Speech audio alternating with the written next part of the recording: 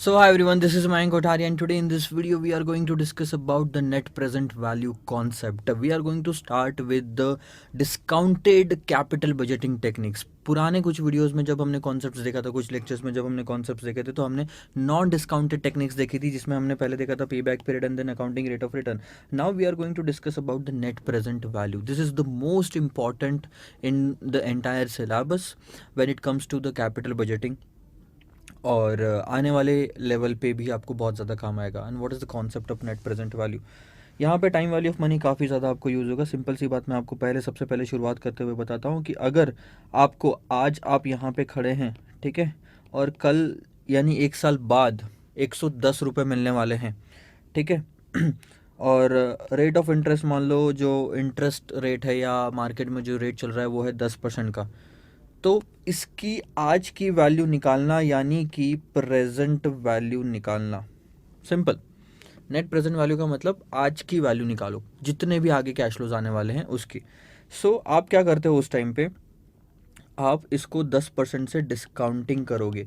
Discounting करने का मतलब यही हो गया कि प्रेजेंट वैल्यू पे खींच, उस कल के 1 साल से उसको खींच के लेके आना. मतलब कल जो कैश फ्लोज हो रही है उसको आज तक खींच के लेके आना. This is called as discounting करना. देखो कैसे.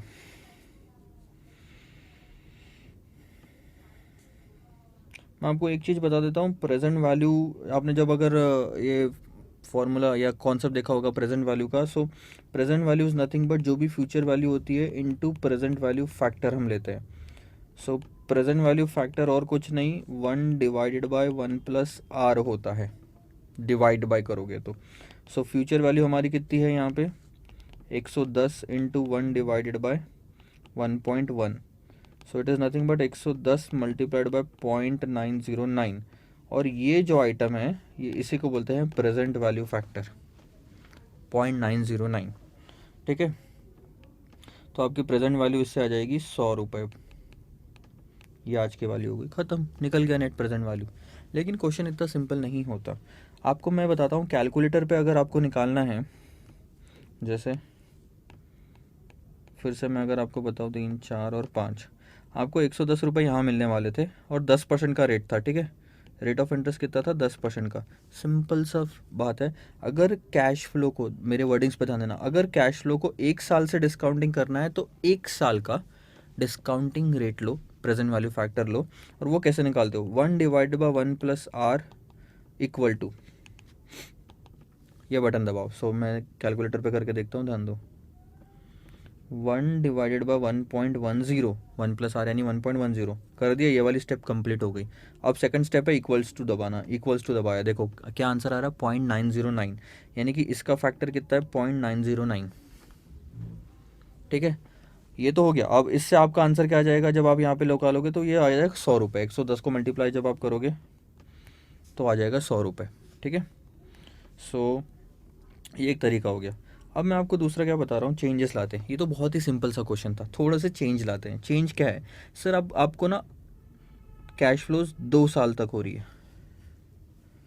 ठीक है, पहले साल 110 रुपये हो रही है, दूसरे साल 120 रुपये.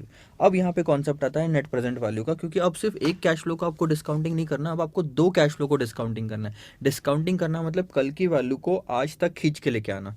सो अगर आप ध्यान दोगे तो 110 को तो एक ही साल से खींच के लाना है, सारी कैश फ्लोज को एक ही जगह पे लेके आना है. सो 110 को तो एक ही साल से खींच के लेके आना है, लेकिन 120 को 2 साल से डिस्काउंटिंग करना है. अगर 120 को 2 साल से डिस्काउंटिंग करना है तो सिंपल सी बात है, आपको 2 साल वाला फैक्टर लगेगा. ठीक है, तो 2 साल वाला प्रेजेंट वैल्यू फैक्टर कैसे निकालते हैं, बहुत ही सिंपल. आप वापस रखो 1/1 + r, ये जो हमने पहली स्टेप ली थी 1/1 + r इक्वल्स टू दबाओगे तो पहले साल का फैक्टर मिलेगा. ठीक है, और एक बार इक्वल्स टू दबाओगे तो 2 साल का फैक्टर मिलेगा. मैं ये नहीं बोल रहा हूँ सेकंड ईयर का, मैं 2 साल का फैक्टर मिलेगा. देखो 1/1.1 इक्वल्स टू दबाया, ये पहले साल का फैक्टर, और इक्वल्स टू दबाओ, ये आ गया दूसरे साल का फैक्टर 0.826. मल्टीप्लाई करो, 3 डिजिट में ले रहा हूँ क्योंकि ऐसे तो बहुत सारे डिजिट हो जाएंगे. 120 से मल्टीप्लाई करेंगे तो वो आ जाएगी 99.17. 120 जो आज से ठीक 2 साल बाद आपको मिलने वाले थे, उसकी आज की वैल्यू है 99.17. कैसे निकाला, 120 को 0.826 से मल्टीप्लाई किया, बहुत ही सिंपल. प्रेजेंट वैल्यू फैक्टर बोलते हैं। लेट्स टेक यहाँ पे आपको मिल रहा है 150, ये तीसरे साल का है, तो अब तीसरे साल का प्रेजेंट वैल्यू फैक्टर कैसे निकालोगे, और एक बार इक्वल टू दबाओ। सो ये जो फिगर आई है 1 डिवाइडेड बाई 1.1 इक्वल टू 0.751। तो इसको अगर खींच के लेके आना है तो 0.751 से मल्टीप्लाई करेंगे, देखो 112.65। सो यहाँ पे कितना हो गया 112.65, ये उसकी वैल्यू तीसरे साल की प्रेजेंट वैल्यू की, सॉरी तीसरे साल के कैश फ्लो की प्रेजेंट वैल्यू है। आपको प्रेजेंट वैल्यू निकालना आ गया। अब मैं यहाँ पे 170 लूँ, 180 लूँ, कुछ भी लूँ, यहाँ पे चौथे साल का फैक्टर, यहाँ पे पाँचवें साल का फैक्टर, और कैसे निकालते हैं, बस इक्वल टू दबाते जाओ। जितनी बार इक्वल्स टू दबाओगे उतने साल का आपको फैक्टर मिल जाएगा। उसके बाद क्या करना, उसके बाद ये सारी फिगर जब प्रेजेंट वैल्यू आ जाती है तो इनको टोटल कर लो। टोटल कैसे करोगे, 100 प्लस 99.17 प्लस 112.65, सो यह आ जाएगा 311.82। 3 साल के कैश फ्लोज की प्रेजेंट वैल्यू, जो आपको आज से ठीक 110 एक साल बाद मिलेंगे, 120 2 साल बाद मिलेंगे, 150 3 साल बाद मिलेंगे, उन तीनों की आज की टोटल वैल्यू इज 311.82। इसका एक फॉर्मेट होता है, ऐसे तो हम एग्जाम में नहीं लिख पाएंगे ना नीचे नीचे ड्रॉ करके, इसका एक फॉर्मेट होता है प्रेजेंट वैल्यू निकालने का। सबसे पहले आप लेते हो ईयर, फिर लेते हो कैश फ्लोज। सो मेरे पास 2 ईयर 3 साल थे, कैश फ्लोज थी मेरे पास में 110, 120, 150। अब मैं लेता हूँ present value factor at the rate of 10%। सो मैं कैसे निकालूंगा, देखो present value factor 1 divide by 1.1 equals to दबाया एक बार तो पहले साल का आया, फिर इक्वल्स टू दबाऊंगा तो 2 साल का आएगा, फिर इक्वल्स टू दबाऊंगा तो 3 साल का आएगा। आ गए।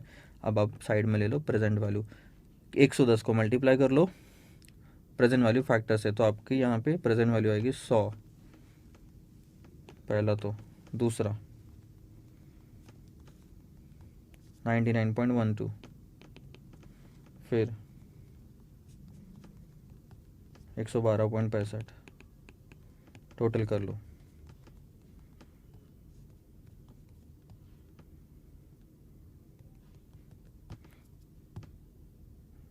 सॉरी कुछ तो गलत हुआ,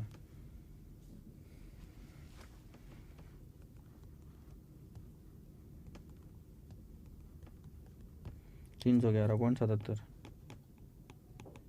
देख लो इतनी वाली आ रही है, ये 311.82 था, कुछ कैश फ्लोज का ऊपर नीचे हुआ होगा हमारे हाथ से बस। This is called as present value, this is called as net present value. अब एक और सिचुएशन लेता हूँ मैं, ठीक है। अच्छा हमारे पास में एक क्वेश्चन भी दिया हुआ है, क्वेश्चन लेते हैं, क्वेश्चन के साथ सॉल्व करेंगे। नेट प्रेजेंट वैल्यू बहुत ही सिंपल है, नेट प्रेजेंट वैल्यू और कुछ भी, अच्छा फॉर्मूला बाद में निकालेंगे। देखो क्वेश्चन क्या बोलता है, compute the net present value for a project with a net investment of 1 lakh rupees, ये आपका कैश आउटफ्लो है, and net cash flows for year 1 55,000, year 2 80,000, year 3 15,000। Further the company का जो कॉस्ट ऑफ कैपिटल है वो है 10%, यानी कि आपका डिस्काउंटिंग रेट बन जाएगा। और क्वेश्चन में आपको डिस्काउंटिंग फैक्टर भी दिया हुआ है नीचे में। क्या निकालने बोला उन्होंने, sir present value, net present value निकालने बोला। सो कैलकुलेशन आप ऐसे करोगे, आंसर इसका ऐसा आएगा, calculation of net present value, year, cash flow, present value factor at 10% and present value. देखो अब आपको क्वेश्चन को थोड़ा सा एनालाइज करके समझना पड़ेगा कि भैया कैश फ्लो शुरू कहाँ से हो रहे हैं। आपको समझ में आया क्या यहाँ पे, अगर मैं आपको यहाँ से ऐसे इस लाइन में बताऊँ, 3 साल कैश फ्लोज हो रही है और आज भी कुछ आउटफ्लो हो रहा है, वो है 1 लाख रुपये का जो इन्वेस्टमेंट लग रहा है, ये आज 1 लाख रुपये का इन्वेस्टमेंट लग रहा है, तो 0 पॉइंट भी आपको लेना ज़रूरी है, 0 1 2 3, बस इतना ही है क्वेश्चन में, तो मैंने इतना ही लिखा। मेरा 1 लाख रुपये आउटफ्लो है तो मैंने माइनस में लिख लिया। उसके बाद जो फिगर है 55,000, 80,000, 15,000, ठीक है। अब देखो पहले साल का फैक्टर होता है 0.909, ज़ीरोथ ईयर का क्या फैक्टर लोगे, ज़ीरोथ ईयर का कोई फैक्टर नहीं होता, ज़ीरोथ ईयर में प्रेजेंट वैल्यू फैक्टर 1 ही होता है। मतलब आज मान लो आपको 100 रुपये मिलने वाले, तो आज के 100 रुपये की आज की वैल्यू कितनी, प्रेजेंट वैल्यू निकालोगे ना, 100 रुपये तो आज ही मिले, उसकी प्रेजेंट वैल्यू भी आज ही निकालोगे। 100 की आज की वैल्यू 100 ही होती है, तो 100 को मल्टीप्लाई 1 से करोगे तो ही 100 आएगा। सो एक होता है हमेशा जीरोथ पॉइंट पे प्रेजेंट वैल्यू फैक्टर 1 होता है, कोई भी रेट हो। उसके बाद जो क्वेश्चन में आपको डिस्काउंटिंग रेट्स दिए है वो ले लिए मैंने, पहले साल, दूसरे साल और तीसरे साल का। ये कैसे निकाला आपको पता है? 1/1 + r == अब आप मल्टीप्लाई कर लो, 1,00,000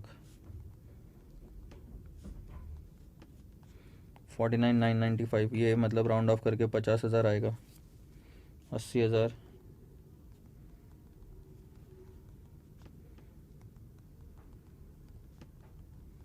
66,080,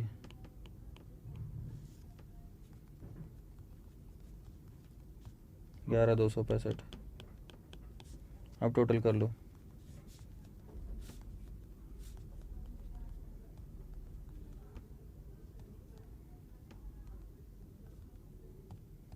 1,27,345 में से 1,00,000 माइनस हो जाएंगे, जो आउटफ्लो है वो माइनस हो जाएगा। 27,345 आपकी नेट प्रेजेंट वैल्यू आ गई, ख़त्म। नेट प्रेजेंट वैल्यू निकालना यानी और कुछ नहीं, आउटफ्लोज को भी प्रेजेंट वैल्यू में, इनफ्लोज को भी प्रेजेंट वैल्यू में, दोनों को नेट ऑफ कर दो। आउटफ्लो है तो इनफ्लो के साथ माइनस होएगा, और इनफ्लो है तो वो ऐड होंगे। सो ये आ गई आपकी नेट प्रेजेंट वैल्यू। कितना आसान है। नेट प्रेजेंट वैल्यू निकालने का मेजर जो फॉर्मूला है वो ये है, net present value is nothing but present value of जितना भी कैश फ्लो हो रहा है माइनस प्रेजेंट वैल्यू ऑफ जितना भी कैश आउटफ्लो हो रहा है। Inflow minus outflow. अगर आउटफ्लो 0 है तो 0 लिखो, कुछ आउटफ्लो दिया नहीं है क्वेश्चन में तो 0 लिखो, अदरवाइज़ हमारे क्वेश्चन में 1,00,000 रुपये था तो वो लिखो। आउटफ्लो है ना तो माइनस करेंगे, और इनफ्लो की टोटल ले लो, तो यहाँ पे आपका आ जाएगा 27,345, तो ये 127,345 और ये 27,345। इस तरह से भी आप प्रेजेंट कर सकते हो net present value. Table format में प्रेजेंट करना, आपका जल्दी आंसर निकल जाएगा। Net present value is nothing but present value of cash inflow minus present value of cash outflow. एक चीज़ याद रखना। दूसरी चीज़, जीरोथ टाइम का प्रेजेंट वैल्यू फैक्टर 1 होता है। उसके बाद डिस्काउंटिंग रेट सर हमने कौन सा लेना चाहिए? सीधी सी बात है, मैं आपको एक एग्जांपल देता हूँ, ठीक है, और बहुत ही आसान सा आपको आप जवाब दे पाओगे। अगर मैंने आपसे 1,00,000 रुपये का लोन लिया, मुझे कोई प्रोजेक्ट शुरू करना है, मैंने आपसे 1,00,000 रुपये का लोन लिया और आपने बोला कि भैया मेरे को उस पर इंटरेस्ट चाहिए 10% का, ठीक है, मैं उस पैसे का कुछ भी करूँ, आपको 1,00,000 रुपये वापस देना है लोन के 10% इंटरेस्ट के साथ। अब मैं जब मार्केट में जा रहा हूँ कैपिटल बजटिंग करने के लिए, जो प्रोजेक्ट्स है उसमें इन्वेस्टमेंट करने के लिए, तो मैं तो ये देखूंगा ही ना कैपिटल बजटिंग की प्रोसेस कंप्लीट करते समय कि भैया ये 1,00,000 रुपए डालने के बाद मुझे क्या कैश फ्लोज होंगे, 55,000, 80,000, 15,000, ये कैश फ्लोज हो रहे हैं मेरे को 3 साल में। लेकिन इन कैश फ्लोज की प्रेजेंट वैल्यू जो निकालनी है उसके लिए मैं रेट कौन सा लूंगा? मैं रेट लूंगा जो आपको उस 1,00,000 रुपए पे देने। ये 1,00,000 रुपए आए और ये 1,00,000 रुपए इधर जाने हैं, तो यहां पे जितना भी मैंने एनालिसिस करना है, ये 1,00,000 रुपए जो यहाँ पे लगने वाले हैं उस पे एनालिसिस होगा, और ये जो यहाँ पे 1,00,000 रुपए लगने वाले हैं वो आए आपसे जिस पे 10% का मुझे इंटरेस्ट देना है। तो यहाँ पे कम से कम मैं 10% तो कमाऊं। देखो अगर आपको ऐसे नहीं समझ में आ रहा, मैं लिख के बताता हूँ। ये लो, ये आप हो, ये मैं, this is you, this is me, ठीक है। आपने मुझे 1,00,000 रुपए दिया, ठीक है, मैं ये पैसे मार्केट में लगाऊंगा,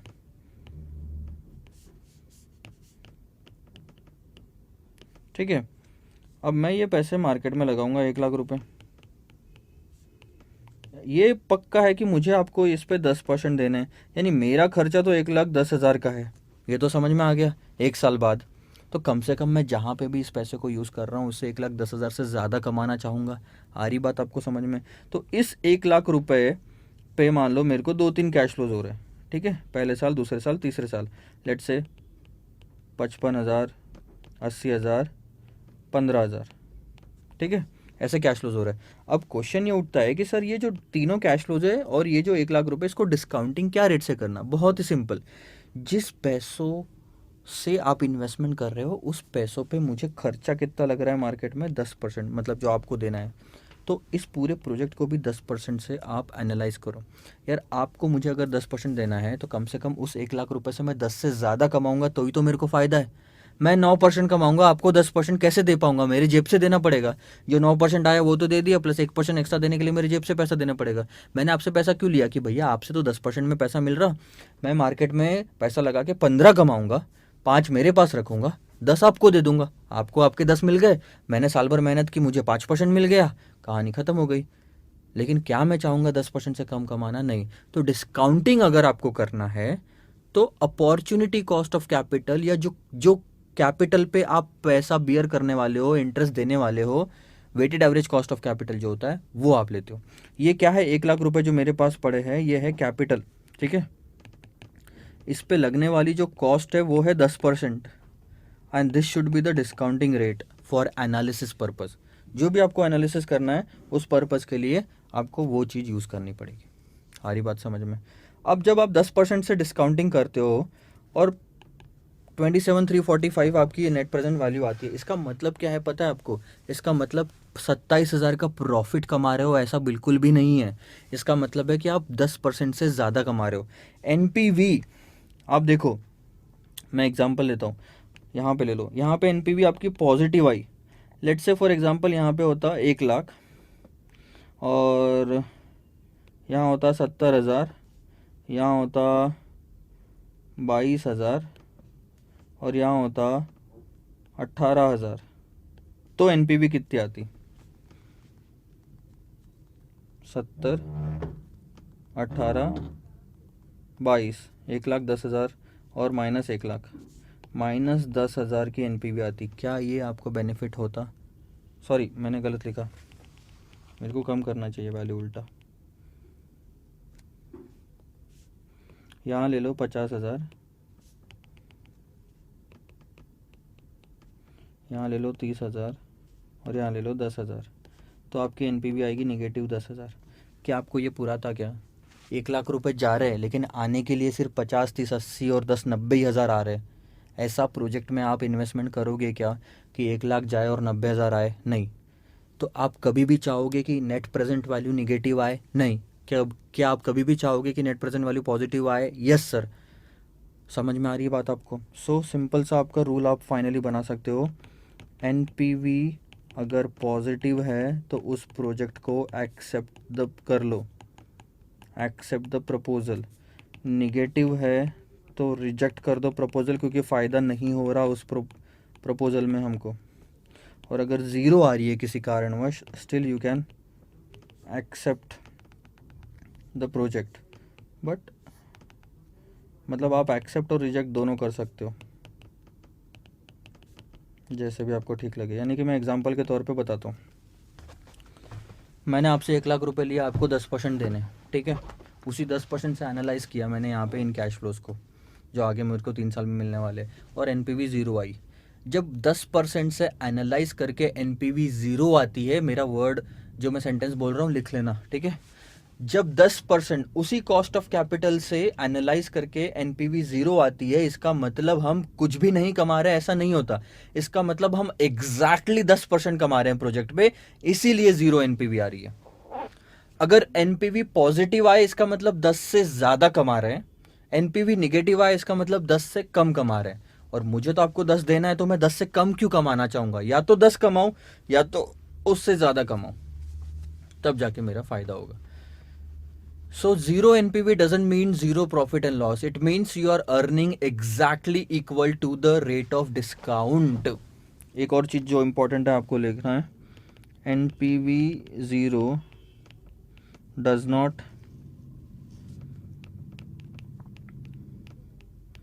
mean that you are not earning